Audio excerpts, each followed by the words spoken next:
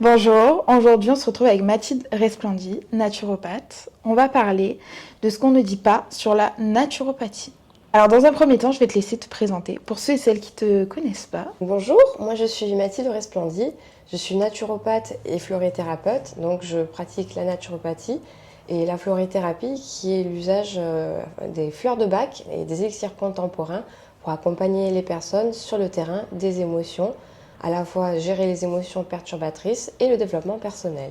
Ok, merci. Donc l'objectif de cette interview, c'est de casser les idées reçues, de regarder un petit peu les mythes qui se trouvent autour de la naturopathie, aussi expliquer qu'est-ce que c'est la naturopathie. On va prendre une petite vue d'ensemble et on va aussi voir vraiment tous ces mythes et tout ce qu'on dit sur la naturopathie qui poussiérise un peu ce domaine qui est vraiment riche pour nous, pour notre développement et pour notre bien-être. Ok, on y va. Déjà, dans un premier temps, est-ce que tu pourrais nous expliquer en quelques lignes qu'est-ce que c'est la naturopathie, même d'une manière vulgarisée s'il faut? Oui, donc en fait la naturopathie c'est un accompagnement naturel pour les personnes et individualisé. On va fonctionner sur 3 piliers fondamentaux qui sont la tête, l'assiette et les baskets. En tout cas, moi c'est comme ça que je fonctionne. Ok. Donc la tête c'est tout l'aspect psycho-émotionnel, la gestion des émotions qui perturbent au quotidien.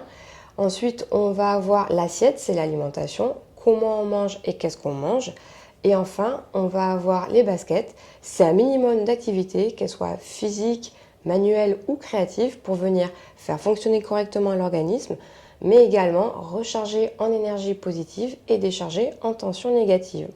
Donc ça, c'est nos 3 fondamentaux, 3 piliers qu'on va utiliser en naturopathie, sur lesquels on va se baser pour établir un bilan de vitalité et ensuite faire un protocole sur mesure pour accompagner la personne dans des objectifs de santé ou un accompagnement d'une problématique en complément d'un traitement allopathique qu'elle puisse avoir. Parce qu'en naturopathie, on ne se substitue pas à ce que fait un médecin, on n'est pas médecin, on est accompagnateur en santé naturelle. Et ensuite, on va pouvoir utiliser d'autres techniques qu'on appelle les techniques annexes, qui sont par exemple l'usage des plantes, les plantes sous forme de plantes sèches, en tisane, ça peut être en gélule ou même en huile essentielle. On va proposer aussi des accompagnements par exemple avec l'eau, l'eau chaude, l'eau froide, qui ont vraiment des vertus pour l'organisme. On va avoir l'usage de la lumière, le massage du corps, la réflexologie plantaire. Voilà, tout un tas de techniques annexes qu'on va venir utiliser pour renforcer en fait l'effet qu'on va avoir avec notre programme basé sur les 3 piliers fondamentaux. Donc en naturopathie, on va travailler sur le motif de consultation. On va essayer de déterminer la cause qui fait que le corps exprime des symptômes, parce qu'en fait les mots MAUX du corps sont les mots MOTS aussi du corps et de l'âme. Donc on va essayer de comprendre qu'est-ce que le symptôme veut exprimer, qu'est-ce qui dysfonctionne, travailler sur cette cause et essayer de l'éradiquer afin que le symptôme arrête de s'exprimer, tout simplement. À savoir qu'en fait la naturopathie également, c'est une médecine naturelle, donc holistique, mais surtout qui se veut la plus respectueuse du corps de la personne et aussi de l'environnement. Oui. Ouais. Ok, merci pour cette petite définition. Aujourd'hui, on entend tout et n'importe quoi sur la naturopathie et sur aussi ses variantes. Est-ce que c'est vrai? Est-ce que c'est faux? Est-ce que tu pourrais déjà nous donner un point de vue global? Oui, alors déjà moi je tiens à positionner du coup, puisque c'est comme ça que en tout cas moi on me l'a enseigné et que bon nombre de naturopathes se positionnent. La naturopathie ne se substitue absolument pas à la médecine allopathique, à ce que fait votre généraliste ou un médecin spécialisé, c'est-à-dire qu'on ne va pas aller soigner des cancers, on ne va pas aller soigner des pathologies lourdes. On est toujours en accompagnement et en collaboration avec ce que va faire la médecine moderne, la médecine allopathique. Nous, par exemple, on va aller pouvoir travailler sur tout l'hygiène de vie, l'hygiène alimentaire, sur des problématiques comme par exemple un diabète. On va pouvoir accompagner sur un régime alimentaire qui va permettre de travailler à la fois sur les causes à travers l'alimentation, les causes à travers le stress, par exemple. Donc ça, c'est vraiment important de bien comprendre que la naturopathie est un accompagnement naturel, mais ne se substitue en aucun cas à la médecine allopathique. Voilà. Merci pour ce point. C'est vraiment important de faire la distinction. C'est pas un choix à faire. C'est comme si, alors peut-être l'exemple va pas être le bon, mais c'est comme si on va voir une kinésiologue. C'est un complément. C'est quelque chose qu'on fait à côté qui va soutenir qui va rajouter un plus. Mais en tout cas, merci. On va passer à la partie 1, les clichés et les idées reçues. On va vraiment dans le cœur du sujet, parce que pour moi, c'est important de mettre en avant ce sujet. Surtout qu'il est vraiment riche pour notre corps et pour le bon fonctionnement naturel du corps. Il respecte notre corps et ne crée pas d'effets secondaires comme dans d'autres méthodes. Et je trouve que pour avoir une bonne santé à long terme, c'est important de connaître la naturopathie. Et vu que ce domaine a été controversé, il y a beaucoup d'idées reçues, j'aimerais qu'on parle de ça pour aussi amener une nouvelle vision aux jeunes. Parce que à chaque fois que je parle de naturopathie dans mon environnement, dans mon entourage, ça peut paraître un peu bobo écolo, ça peut paraître un petit peu trop naturel. Parce qu'aujourd'hui, on met de côté le côté naturel, mais au final, si on revient au bon sens, c'est ce qui marche le mieux, entre guillemets. Le mieux, tout n'est pas noir ou blanc, mais pour retrouver un bon sens dans sa vie et retrouver une bonne approche avec son corps, ce genre de méthode, pour moi, est essentiel. Quels sont les principaux clichés qu'on entend sur la naturopathie ? Alors c'est vrai que des clichés, il y en a pas mal et c'est toujours assez drôle. Ouais, donc moi j'entends souvent la naturopathie, la naturopathie c'est des graines et les huiles essentielles. Alors oui, je mange des graines germées, oui j'utilise des huiles essentielles, mais c'est vraiment pas que ça la naturopathie. La naturopathie ce ne sont pas que des huiles essentielles et des graines germées. Au contraire en fait ça ce sont des techniques annexes qui vont venir. La naturopathie c'est d'abord fondamentalement l'hygiène de vie et l'hygiène alimentaire. En fait, si on ne travaille pas sur ça, on va rater en fait ce pourquoi est fait la naturopathie, c'est-à-dire qu'on va nous rééduquer à la santé naturelle, à bien manger, à bien vivre, afin de travailler sur la problématique qui vient parasiter l'organisme. Ça, c'est vraiment important de le garder à l'esprit. Et après, oui, on va utiliser des huiles essentielles ou d'autres techniques de plantes, de compléments alimentaires pour venir soutenir l'organisme si besoin est. Mais en fait, venir voir un naturopathe en se disant « bah oui, je vais prendre des comprimés et puis ça ira mieux », c'est absolument faux. S'il n'y a pas tout ce travail autour de qu'est-ce que je mange, comment je me ressens, comment je vis au quotidien, qu'est-ce qui me pourrit la vie, qu'est-ce qui me parasite, qu'est-ce qui me rend malheureux, s'il n'y a pas ce travail-là de base, en fait, on rate l'essentiel de ce pourquoi la naturopathie est faite. Un naturopathe, en fait, est avant tout un éducateur à la santé naturelle, une personne qui va vous accompagner pour avoir une bonne hygiène de vie ou une meilleure hygiène de vie, une bonne alimentation ou une meilleure alimentation, mais absolument pas là pour vous donner des comprimés. Ou une recette miracle qui va soigner tous vos problèmes. Tout à fait. Et du coup, c'est très bien que tu dis ça parce qu'un autre cliché qu'on peut avoir par rapport à la naturopathie, c'est de faire des très grandes généralités. Comme par exemple, en fait, de regarder des vidéos sur les réseaux sociaux de personnes qui vont dire, bah voilà, pour aller bien, il faut faire ça. Moi, j'ai essayé ça, ça c'est vachement bien, ça marche pour tout le monde. En fait, c'est faux. Effectivement, c'est important d'avoir des partages d'expériences pour savoir, bah voilà, qu'est-ce qui pourrait éventuellement se faire, qui pourrait fonctionner pour soi. Mais en fait, chaque personne étant unique, le plus important, en fait, c'est d'avoir un programme qui soit sur mesure, adapté à sa problématique, à ses besoins, ses contraintes au quotidien, puis surtout des problématiques qu'on peut avoir en termes de contre-indications. C'est très important dans certaines pathologies. Il y a, par exemple, des plantes ou des huiles essentielles qui sont absolument à proscrire, même pour les femmes enceintes, des personnes qui font, je donne des exemples concrets, mais femmes enceintes, des personnes épileptiques, des personnes qui ont des maladies auto-immunes. Il y a des choses qu'il faut absolument pas prendre, parce que c'est même c'est dangereux pour sa propre santé ou pour la santé du bébé. Même comme tu m'as dit, les jeunes aussi, jusqu'à un certain âge, c'est interdit d'utiliser les huiles essentielles. Oui, certaines huiles essentielles sont à proscrire avant un certain âge.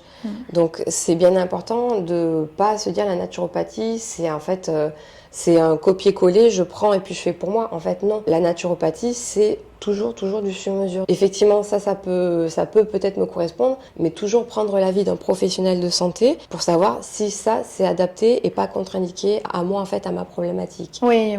Donc. Et pour vous donner un exemple, personnellement, je prends des fleurs de bac. Et j'en ai pris différents types. Et si j'en ai jamais parlé sur les réseaux, c'est que je l'ai bien constaté. La première fois, mon naturopathe m'a conseillé de prendre donc un type. Puis la seconde fois, il m'a proposé de prendre 2 fleurs de bac différentes. Mais la première, c'était pas du tout la même. En fait, dans les fleurs de bac, il y a plein de variétés de fleurs de bac.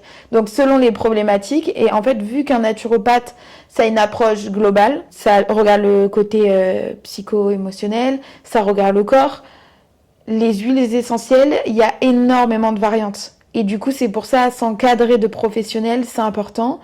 Et aussi, tu me reprends si je me trompe, mais d'un moment de vie à un autre, nos besoins changent. Tout à fait. Donc déjà, on a besoin d'un programme à la carte pour nous-mêmes. C'est aussi ce que je vous apprends avec Miro pour le développement personnel, c'est créer, on va dire, son mode d'emploi, comment on fonctionne, essayer de comprendre. Mais c'est pareil pour tout ce qui va être santé, compléments alimentaires, ça change, ça varie, il faut apprendre à nuancer, il faut apprendre à faire des modifications. Tout à fait. Et effectivement, moi je le vois aussi en consultation, c'est-à-dire que j'ai des personnes qui viennent avec des problématiques qui parfois peuvent être similaires, des personnes différentes qui ont la même problématique. Pourtant, je ne vais pas avoir le même angle d'approche en fonction du tempérament de la personne, son mode de vie, ses besoins, les problèmes annexes ou pathologies annexes qu'elle peut avoir. Donc, c'est vraiment du sur-mesure.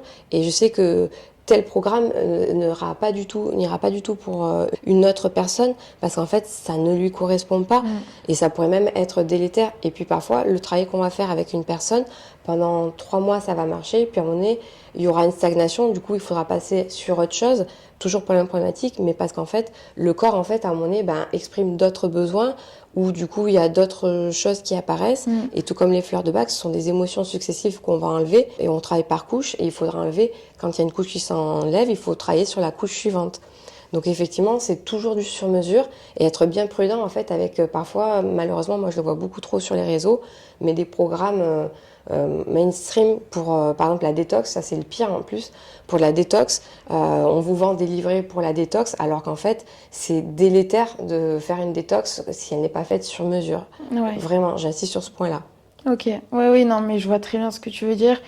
Puis aussi, ce qui est important, c'est de réaliser que la naturopathie, c'est une approche où il faut vraiment, comment dire, avoir une prise de conscience ou vraiment vouloir un changement dans sa vie pour du mieux, mais que ça vienne de nous. Dans le sens où si demain vous êtes en couple et que c'est votre partenaire qui vous dit là ça va plus, il faut que tu te reprennes en main, ça vient d'une personne extérieure et que c'est pas une conviction profonde, et ça c'est pour tout, hein. C'est pour toutes les méthodes et c'est pour toute évolution, mais si ça vient pas de vous et vous n'avez pas vraiment l'envie, les résultats ne seront pas les mêmes.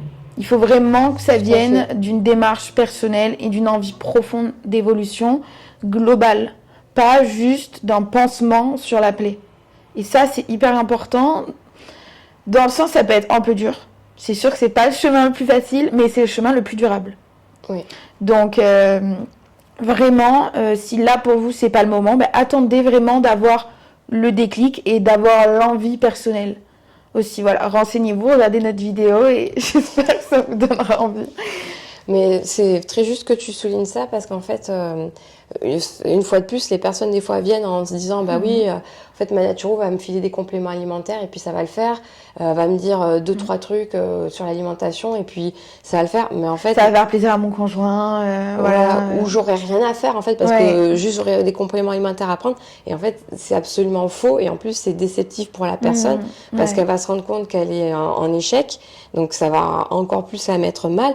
Et ça recule encore l'action pour certains, l'échec. Ça frustre et du coup, ça évite de repasser à l'action. Après, ça, c'est un sujet dont j'ai déjà parlé. Vous pourrez regarder d'autres vidéos. Mais c'est important de réaliser que quand il y a un blocage, il ne faut pas changer de chemin. Il faut comprendre pourquoi il y a un blocage, l'analyser. Dans notre société, on croit que les blocages sont mauvais, que l'erreur, tout ça, c'est mauvais. Mais non, il faut apprendre de ça. Ça me paraît être bullshit de dire ça, mais de manière, tous ceux qui sont dans cet univers et qui veulent évoluer le diront que quand il y a un blocage, qu'il y a quelque chose, faut pas s'en arrêter là et changer de point de vue à 100%, faut juste l'analyser. Tout à fait.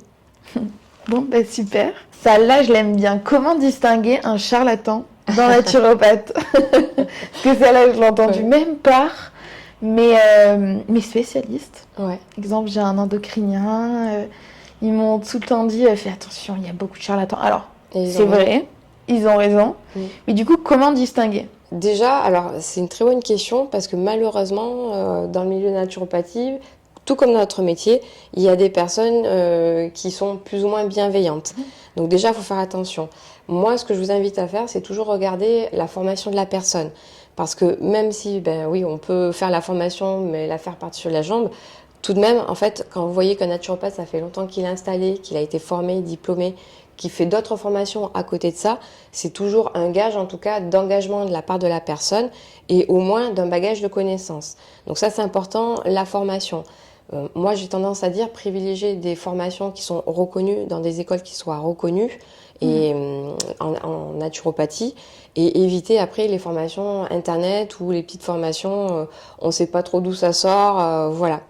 Après, un autre point aussi qui est aussi important, c'est les retours d'expérience autour de vous, le bouche à oreille. Est-ce que tu connais quelqu'un? Est-ce que tu as quelqu'un à me recommander? Oui, non, tu es allé la voir, est-ce qu'elle est bien? Ou il est bien, est-ce que tu me la recommanderais? Ça, c'est important, d'avoir les avis des autres. Bien que un naturopathe, tout comme un psychologue, ça peut convenir à une personne, mais ça passe pas du tout avec une autre personne. Ça vient pas forcément de la personne en elle-même, mais ça vient de la relation qu'on peut, voilà, c'est le feeling qu'on peut avoir ou pas avec une personne. Enfin, un autre point qui peut être intéressant, mais qui peut être toujours un peu faussé, c'est les avis Google. Ouais. Voilà. Après, bon, les avis Google, il faut prendre le temps de lire, voir si c'est pas quelqu'un qui met juste, qui demande à des amis de mettre des avis, ou si on voit que c'est des avis ou qui ont donné qu'un seul avis, on peut se dire, tiens, en fait, oui, c'est peut-être des faux avis. Donc voilà, les avis Google peuvent être une référence. Une référence, mais voilà, ça peut être biaisé parce qu'il peut y avoir les amis qui mettent les commentaires et aussi la concurrence déloyale. Les personnes qui mettent des commentaires pour faire monter leur profil de leur côté et faire diminuer le profil des autres.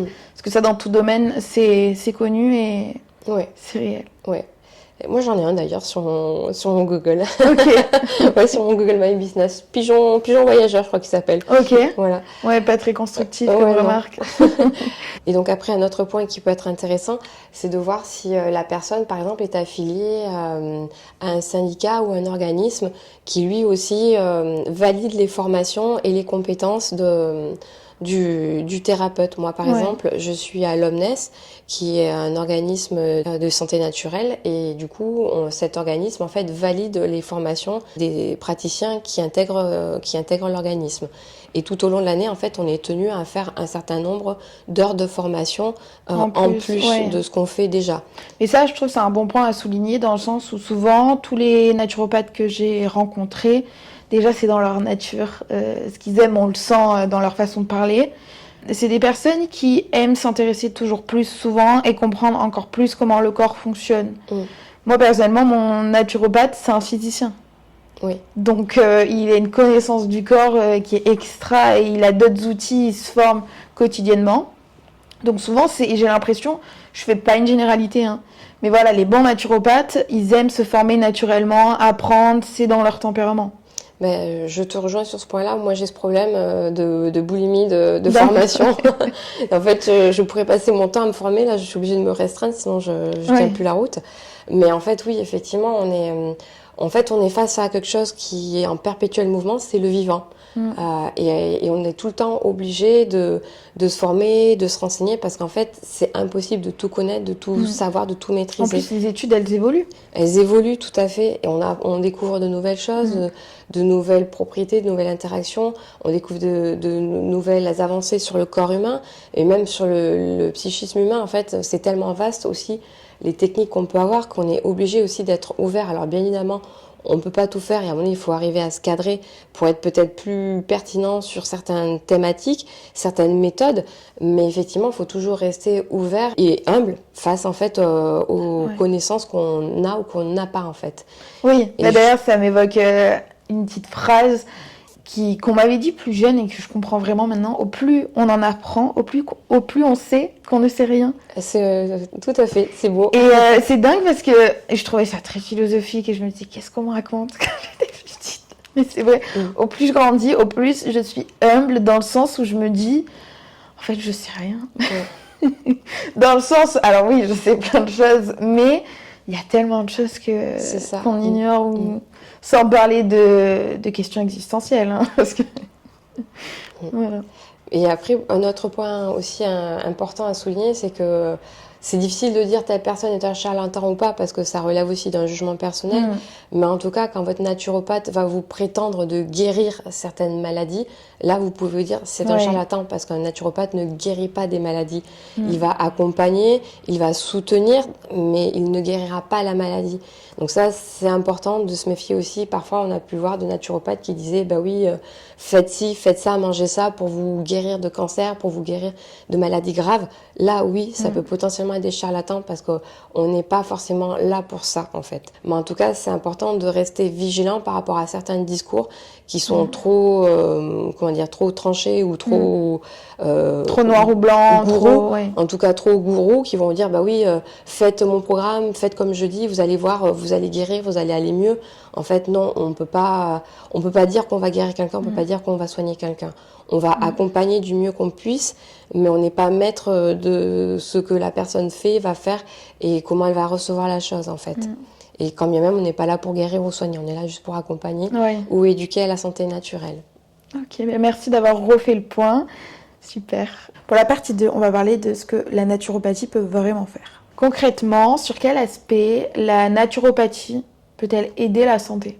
Alors, la naturopathie peut aider à atteindre des objectifs de santé de manière déjà pérenne. C'est-à-dire qu'en fait, ce qu'on va inviter à faire avec la personne, c'est l'inviter à mettre en place des changements dans son quotidien, donc dans son hygiène de vie, son hygiène émotionnelle, dans son hygiène alimentaire, mais de façon pérenne. C'est-à-dire c'est pas juste un one-shot et puis après, un peu comme on fait les régimes yo-yo, tu sais, je vais faire un régime hyper protéiné, puis après je reviens à mon régime normal et là d'un coup, pouf, je reprends tout. Non, en fait, en naturopathie, on va laisser travailler sur les choses qui sont préjudiciables, délétères pour la santé, pour l'organisme de la personne, et de manière toujours sur mesure, et l'inviter à passer sur un mode de vie, une hygiène alimentaire qui soit bénéfique à sa santé, mais de façon pérenne. Donc ça, c'est la première partie, se projeter sur quelque chose qui soit durable, et qui ait des effets durables aussi, forcément. Après, les aspects concrets où on va pouvoir agir, c'est ton hygiène émotionnelle. On va pouvoir agir sur le stress, les émotions qui te perturbent au quotidien, t'aider à retrouver une dynamique positive, à plutôt focaliser sur les émotions positives. Donc moi, je suis fan des fleurs des bacs, mais il y a plein d'autres façons de thérapie aussi annexes. C'est aussi en ça qu'un naturopathe va aller s'entourer d'autres praticiens qui soient complémentaires avec sa pratique. Donc tu parlais de kinésiologues, des kinésiologues. Moi, j'aime bien travailler avec des personnes en médecine traditionnelle chinoise ou en shiatsu, des ostéopathes aussi, c'est super intéressant, des hypnothérapeutes, des sophrologues, voilà, tous ces corps de métier qui sont absolument complémentaires avec la naturopathie et qui vont aller apporter des approches qu'on ne maîtrise pas forcément en naturopathie. Donc ça, c'est pour l'hygiène, par exemple, émotionnelle, l'hygiène, le stress. Je dis le stress parce que c'est vraiment la problématique pour tout le monde. C'est la problématique du monde moderne, vraiment. C'est même ce qui, je pense, est la cause numéro 1 de toute maladie. Quasiment, je ne veux pas me prononcer trop vite. On n'a pas encore les statistiques. On n'a pas les stats, mais déjà, j'ai des études qui datent de 1982, un truc comme ça. C'était mon arrière-grand-mère. Elle était là-dedans, mais elle était hyper avant-gardiste. Hein. Ça l'a jugée énormément à cette époque. Et elle disait que le stress était la cause numéro 1 des maladies. Elle était déjà très avancée sur le sujet. Et quand on regarde un petit peu ce qui se passe autour, on voit que le stress envahit beaucoup de gens. Et de manière plus concrète, le stress émotionnel certes, mais le stress oxydatif, de manière plus physiologique. Oui, voilà. Donc ce qui correspond plus au stress chronique. Ou c'est encore un autre stress? Alors, c'est un autre stress, parce qu'en fait, le stress, c'est une adaptation de l'organisme à toute modification externe. Donc par exemple, il fait froid, c'est un stress pour l'organisme. Il fait chaud, c'est un stress pour l'organisme. C'est pas juste je vais être en retard, ou j'ai un examen, ou j'ai mon travail qui me demande beaucoup d'énergie et qui me prend la tête. C'est vraiment en fait une adaptation en fait à toute modification physique, physiologique, quelle qu'elle soit. Je saute dans l'eau, c'est un stress pour mon corps. Ok. Voilà. Donc je suis confrontée à de la pollution, c'est un stress pour mon corps. Oui, parce qu'il doit se battre pour réguler tout ça. Tout à fait. Se battre, c'est un grand mot, mais c'est on vulgarise. Donc, et après, pour en revenir à ta question sur comment on accompagne concrètement, après, il y a aussi tout l'hygiène alimentaire. Donc, c'est-à-dire un régime. Alors, quand je dis régime, je parle plutôt de cadre alimentaire, c'est-à-dire un cadre alimentaire qui soit bénéfique pour mon organisme, où on va aller décortiquer avec la personne son alimentation et essayer de voir au quotidien qu'est-ce que je peux enlever, qu'est-ce que je peux remplacer. Alors moi j'aime bien travailler en remplacement, pas en suppression parce que ça crée des frustrations. Ouais. Et quoi qu'il en soit, il faut un peu tout. Un peu tout, c'est la dose qui fait le poison, comme disait Hippocrate. Et même, j'en viens à dire à mes consultants, je le dis bien, c'est que si votre kiff c'est de manger à McDo, eh bien manger à McDo une fois par semaine ou une fois tous les 15 jours. Par contre, vous prenez vraiment le temps de le mâcher et de le manger en conscience. C'est vraiment important. Ouais. Donc voilà, toute cette notion autour de l'alimentation, où on va aller redonner du sens à l'alimentation, reconnecter à la conscience qu'on va mettre dans l'alimentation. Voilà, tout ça c'est important. Il n'y a pas que le qu'est-ce qu'on mange, mais aussi le quoi, sur lequel on va pouvoir aller travailler en naturopathie.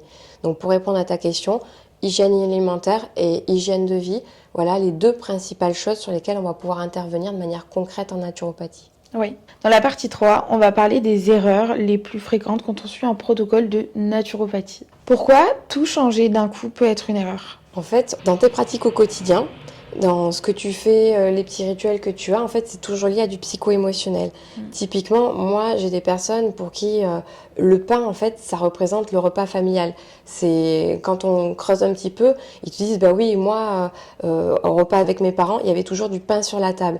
Tu vois, il y a des aliments qui ont vraiment qui en fait ont un potentiel émotionnel derrière. Et des fois, tout vouloir changer d'un coup, au niveau des émotions, ça peut être perturbateur ou trop challengeant et du coup, on n'y arrive pas. Il y a cet aspect psycho-émotionnel qui est important à prendre en compte. Quelles émotions se cachent derrière un aliment ou une pratique alimentaire. Donc ça, c'est plutôt du côté du thérapeute, donc adapté à la personne, proposer un protocole qui soit adapté, mais il y a aussi tes problématiques concrètes au quotidien. C'est-à-dire, en fait, moi, du coup, me mettre à manger bio ou remplacer le gluten, c'est pas possible parce que j'en ai plein à mon placard, parce que en fait, j'ai une famille et je cuisine pour des enfants et que eux, y a des choses qu'ils aimeront pas. Donc en fait, il faut toujours faire quelque chose qui soit smart, c'est-à-dire qui soit réalisable, quantifiable, sur mesure, enfin, un juste milieu. Voilà.